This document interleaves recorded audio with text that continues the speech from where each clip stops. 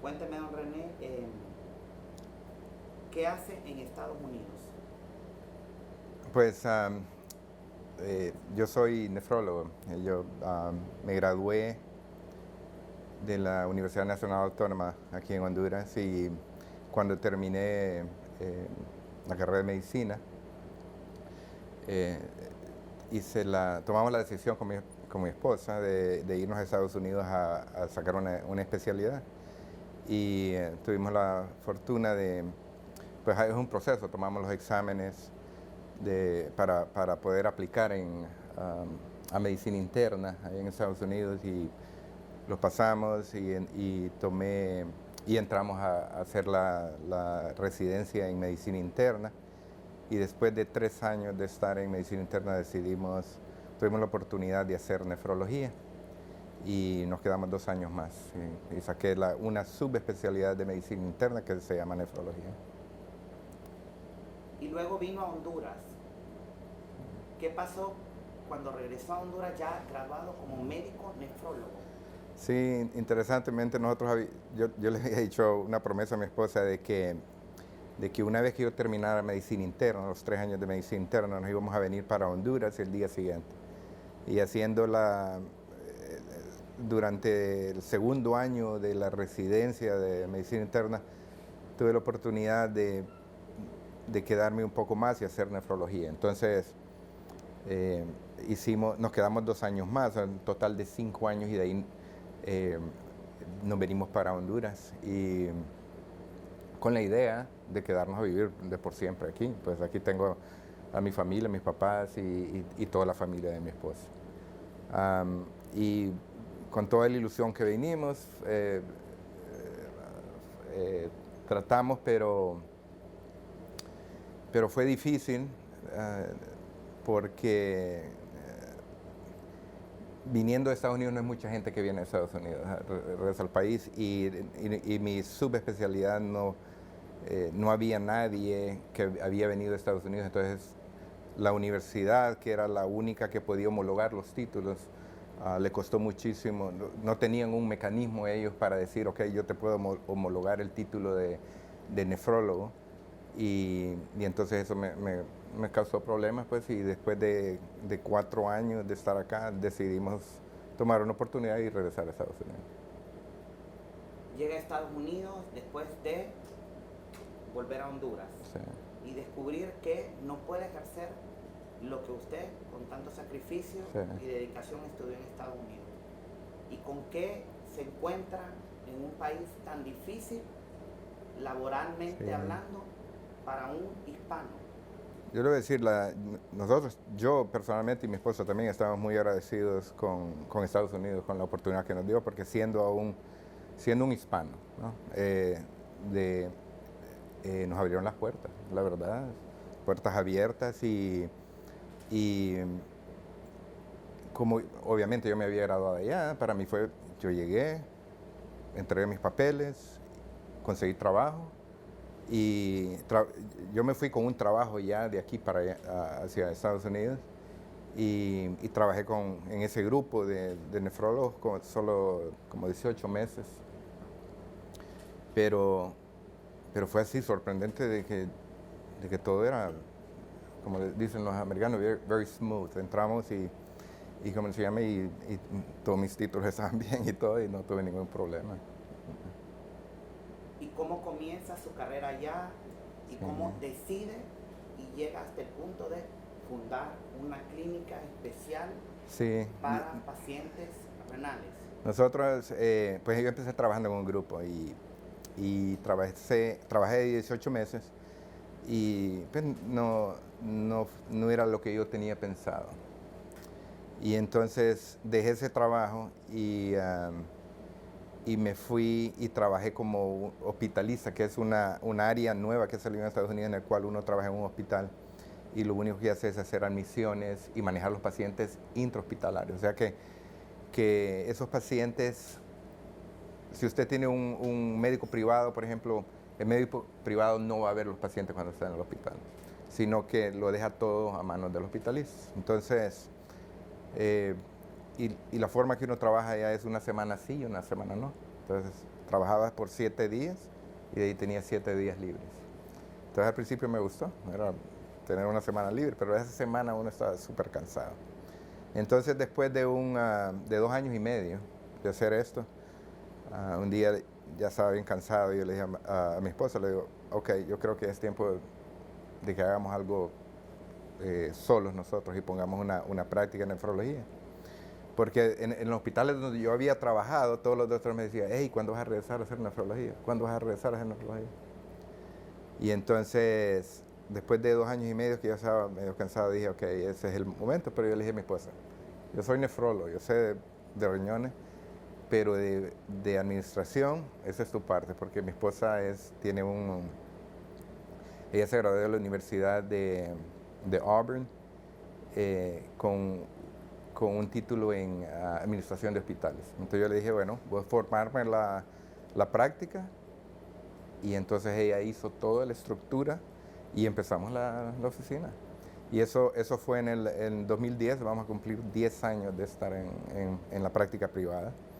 Y ha sido una gran bendición de Dios. Quiero que me cuente cómo fue ese día que abrieron la puerta y dijeron, bueno, comenzamos de 0 o de -0 acá, y vamos a ver cómo hacemos o la publicidad o que la gente venga. Porque en ese tiempo creo que no estaba tan fuerte poner un anuncio en Facebook, en Instagram, y que sí, no estaba, no estaba. Y nosotros pues empezamos, abrimos las puertas, ¿no? Y yo me fui al hospital y a buscar a todas las personas que yo conocí y decirles, hey, estoy haciendo nefrología ahora. Y repartir tarjetas de presentación. Y sacamos unos anuncios en el periódico, pero pues eso no hace impacto. Lo que hace impacto es tener una buena relación con los pacientes. Y entonces abrimos las puertas y ese día llegó un paciente. Y el siguiente día un paciente.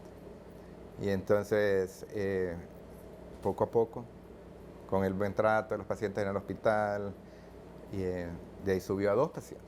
Entonces yo le decía a mi esposa, porque veíamos los números y todo, entonces cuando tengamos 10 pacientes diarios vamos a estar bien.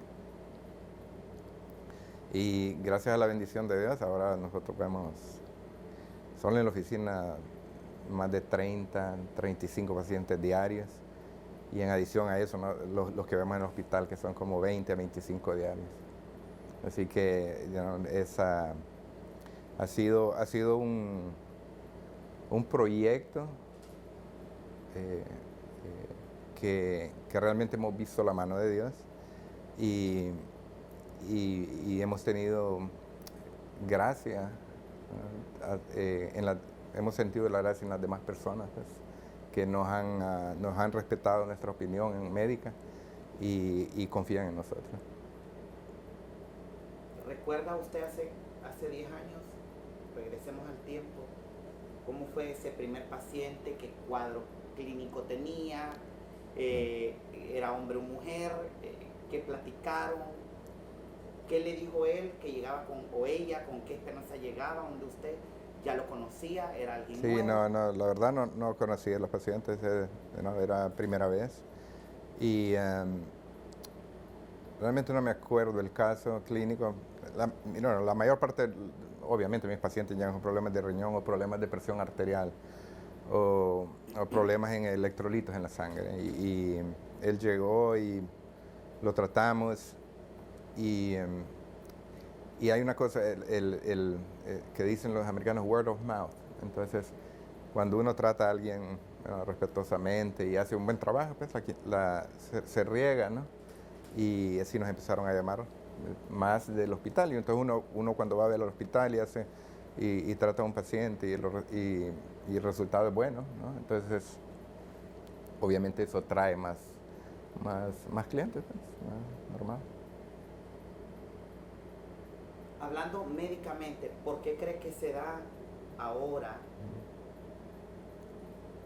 en los últimos 10 años o los últimos 5, muchos casos de problemas renales, todo lo que conlleva su carrera?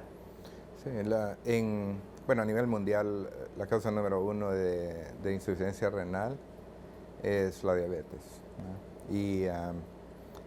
Y ya sea genéticamente, si alguien tiene diabetes tipo 1 o por estilo de vida. Y luego la hipertensión es la número 2, ¿no? Y por ejemplo en Estados Unidos, esas son las 2 enfermedades que nosotros vemos a diario en todo, ¿no? por estilos de vida. Entonces el volumen está aumentando. Se espera que en Estados Unidos la incidencia de insuficiencia renal solo va a seguir creciendo. Y a nivel mundial, esto no solo es de Estados Unidos, sino que a nivel mundial. Aquí en Honduras se ve lo mismo también. ¿Hay alguna forma, usted como médico, que recomiende como especialista para ver cómo se pueden bajar esas incidencias en la población? Porque también yo he visto casos acá de gente joven, ya con problemas renales, con problemas relacionados a su especialidad. Sí, obviamente los chequeos médicos son importantes desde que uno se hace adulto, empezar a chequearse, tomarse la presión arterial, cuidarse, hacer ejercicios, no ganar de peso, y evitar medicamentos para el dolor como ibuprofeno, el Tylenol está bien, pero no abusar. Y esas son medidas preventivas que uno puede hacer. Ahora, si es algo genético, porque hay enfermedades del riñón que son genéticas, ahí no tenemos ningún control. Pero en general es llevar una vida bien balanceada, con una dieta balanceada, evitar exceso. Alguien que fuma tiene que dejar de fumar, porque el cigarrillo es dañino para el riñón. Y obviamente una dieta baja en sal, comer menos comidas procesadas, nada de comidas rápidas, pero el problema que uno ve es el estilo de vida, ¿no? Pasamos demasiado ocupados y lo más rápido que uno puede hacer es ir a comer una comida rápida. Pero es cuando más rápido nos estamos desgastando y afectando. Sí. En todo este tiempo, en su tiempo de estudiante, cuénteme algunas anécdotas que tuvo como estudiante de nefrología que a usted lo impactaron, o como la medicina inicial, y anécdotas también que lo han impactado, que le han marcado y que lo han hecho un médico muy distinto al término médico pistero que se usa en países de América Latina, que han pasado en su carrera profesional. Obviamente los pacientes renales, cuando llegan a insuficiencia renal y terminal, que tiene que estar en diálisis, nuestros pacientes son los pacientes más enfermos que hay. Y uno se acostumbra a ver este tipo de pacientes tan enfermos.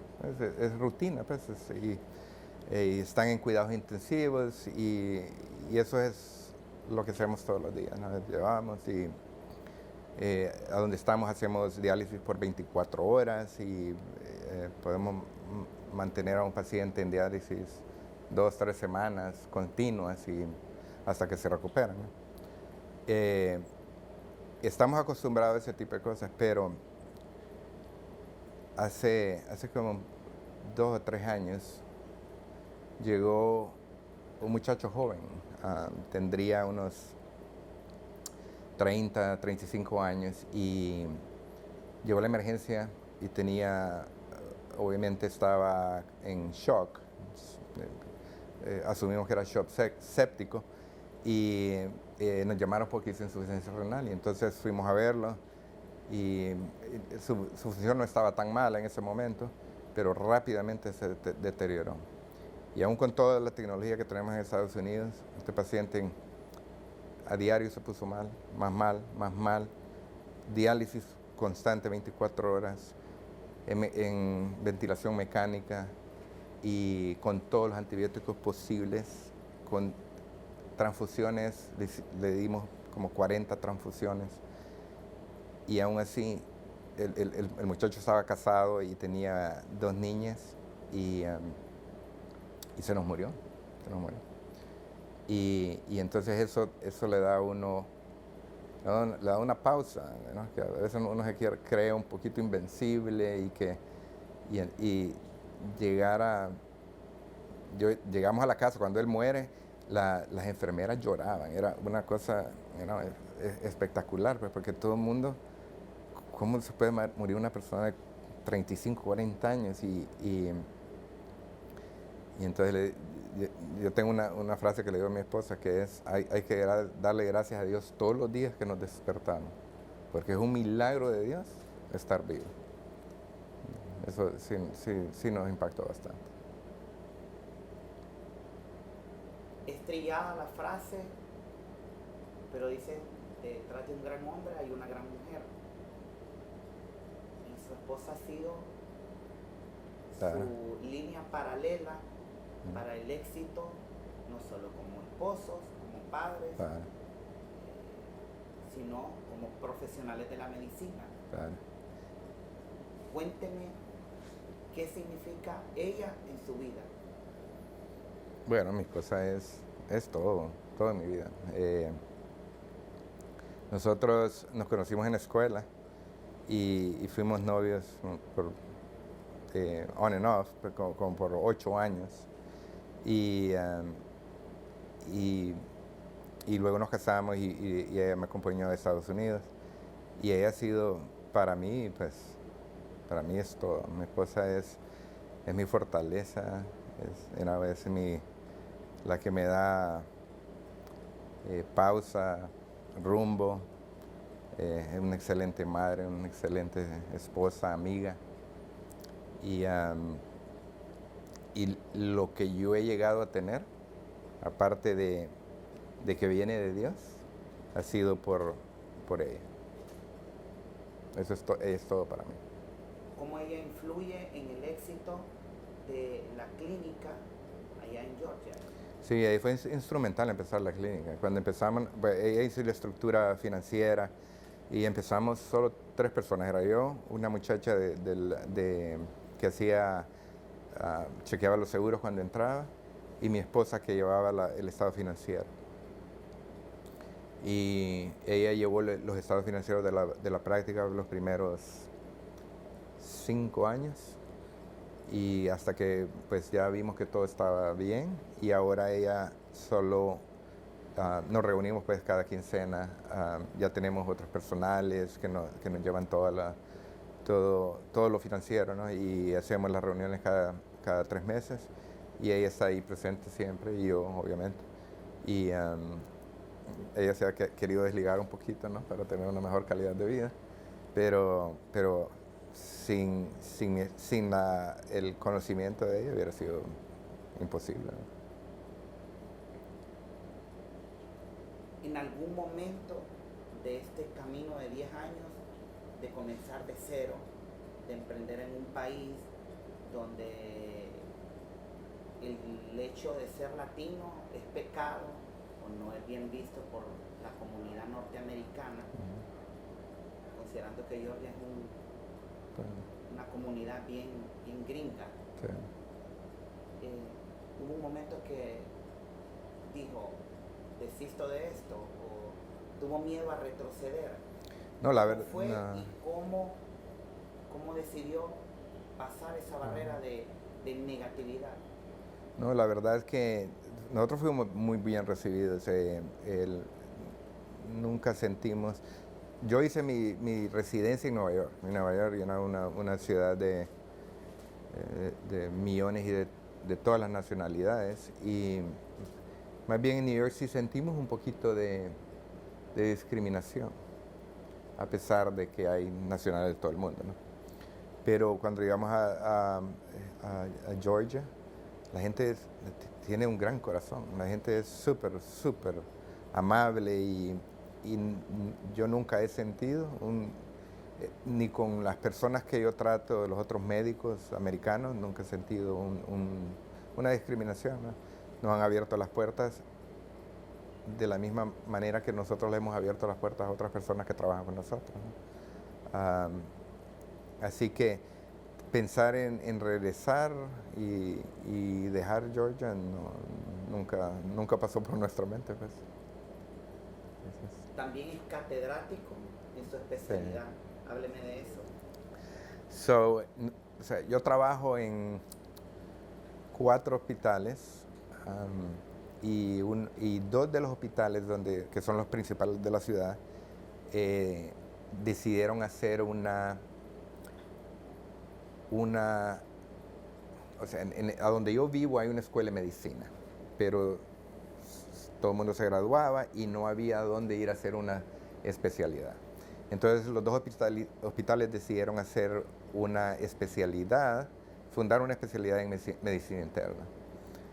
Uno se llama St. Mary's Hospital y el otro es antes se llamaba Athens Regional, ahora es Piedmont Athens Regional. Y el de St. Mary's empezó primero. Y obviamente una de las áreas de medicina interna es nefrología. Y cuando se empezó a hablar del proyecto de empezar la especialidad, me llamaron y me dijeron que si estaba interesado yo en ser catedrático. Llamaron a otras personas y yo le dije que sí me interesaba. Y entonces, es lo que le digo, que los americanos son buenos, pues, y ellos, a pesar de que no soy latino, ellos me dieron la dirección del departamento de nefrología y empezamos en el 2014, empezamos en St. Mary's y el programa va súper bien. Y de ahí en el otro hospital empezaron 2 años después, creo que fue. Y también estamos involucrados con los residentes ahí y les damos clase a residentes y a los estudiantes de 3er y 4º año de la Facultad de Medicina, que la Facultad de Medicina es un arreglo entre la Universidad de Georgia, UGA, y la Universidad de Augusta. Así que, bueno, desde el 14 hemos estado dando clases.